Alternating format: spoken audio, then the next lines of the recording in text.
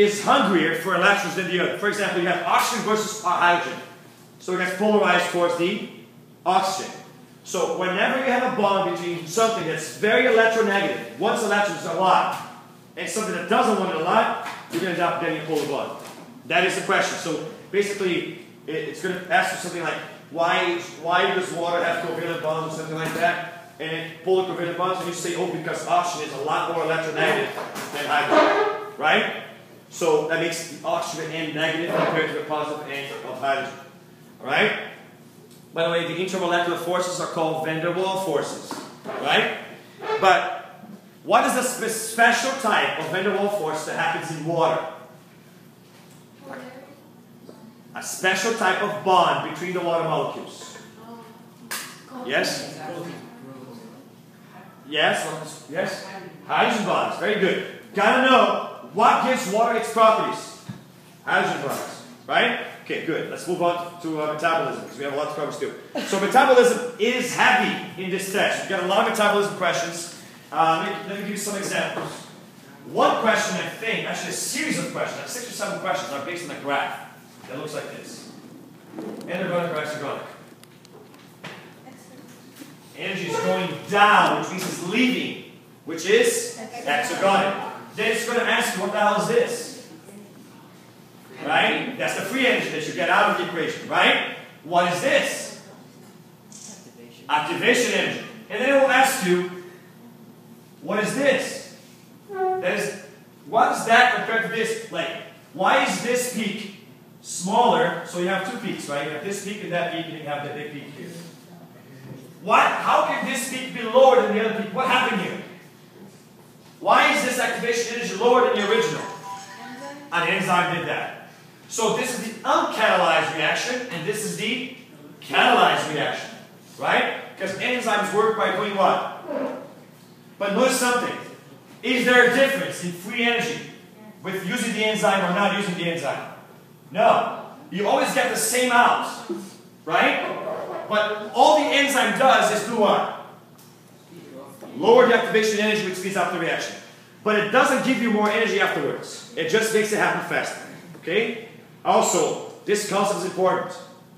What is metabolism? Yeah? Anybody? Processing of. Yeah, all the chemical reactions, all the chemical processes that happen in your body. Okay? Also, this is a question. Which metabolic process breaks molecules apart? What is it called? Metabolic process that destroys molecules. Yeah? Sorry? Yeah. No, synthetase is the enzyme that helps build it. I'm talking about the name for catabolic processes. Remember that? Catabolism? Catabolism means destroying, usually exergonic, usually exothermic. So you're going to review that. Okay? Catabolism means destroying. What it means constructing? Anabolic. Alright. Cool. Alright. Another one. Energy cannot be created or? That is a question. What is the first law of thermodynamic state? That's basically a simple question. Energy cannot be created or destroyed. Another question. What happens every time energy transfer happens? Not lost. This becomes more disorganized. Which means, how can the body become more organized over time? How can we become more organized over time? Doesn't that seem to contradict that law? If we are getting more organized, what does that mean? How can that not contradict the law? We talked about this. How can life break the law of thermodynamics? It doesn't. Because if we get more organized, because of what? The environment. Energy from the sun is getting disorganized. Remember, we always have to have a constant, and this is a question I think, an answer actually. It asks you, how can animals maintain, alright? How can animals decrease their entropy? Entropy means disorganization. How can animals become more organized? In other words, decrease their entropy by consuming energy from the environment. Right? So remember that I told you that you have to put glucose on the top of the hill. So you don't have to make things happen. Right? And remember that I said you have to go downhill to be able to go uphill. Right? All the anabolic processes that we do, give me examples of anabolic process. Building proteins. What else? What else is anabolic? Bodybuilding. Come on. Bodybuilding stuff. Yes? Cellular production. Making of lipid layers. Anything like that. Now, give me the example that I told you about in class. There was 2 examples that I told you in class. Let me see. That had to do with ATP, cellular respiration, photosynthesis. When you build ATP, it's called ATP phosphorylation. Remember that? That is anabolic. When you destroy ATP hydrolysis, that is catabolic. Which one is anabolic? Photosynthesis or cellular respiration? Anabolic means building, consuming energy. Photosynthesis. Which cellular respiration is destroying the glucose to get energy out of it. That sounds like destroying. Okay, so catabolic. Make sure you know this difference because I think there's a question that will give you several reactions and you have to pinpoint the one that's catabolic and the one that's anabolic. So for example, whenever you see things being built, you know that's what. So if you have 2 things becoming one, you automatically say anabolic consumes energy. Right? If you see 1 thing becoming 2, what does that say? Catabolic releases energy. Got it? Also, where is the potential in biology? Chemical bonds. So if the question that asks you, give me an example of potential energy in biology, and there's going to have a lot of options, and there's going to have one option say the bonds in glucose.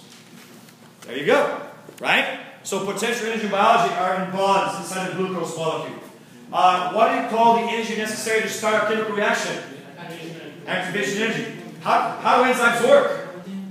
By lowering that activation energy. Right? Okay, so the subject. Okay. How many phosphate groups does ATP have? 3. Make sure you know that.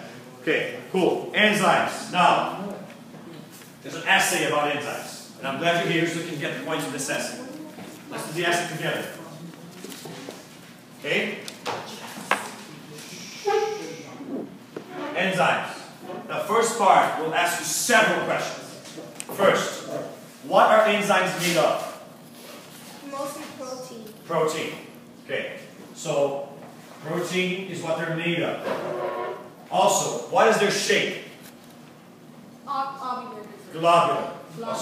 You can draw it. You don't have to write it down in the text. Okay? And also, how they're all their names end at? How they're named? A's. So they end in A's. Also, still talking about enzymes. What is their structure like? Remember that. So you can draw, you can say it's globular, and then it's got a missing piece, and you can say active site. I will also ask you, explain why enzymes are specific. Why are enzymes specific? Why? Why are they so specific? Why can they only work in one substrate? Yes? Exactly. It's a lock and key with the substrate. So be able to explain why the enzyme is specific. It's specific because the active site is all about the shape. The shape is exactly the active site to fit or to hug the substrate. Right? Also, be able to explain why enzymes are reusable. But why are they reusable? Because during the reaction, they're not actually used. So one enzyme breaks the substrate, go again, breaks another substrate, go again, breaks another substrate. The enzyme can keep working and working and working. Everybody clear with that? Yes. So make sure that you write down, this is part A of the question.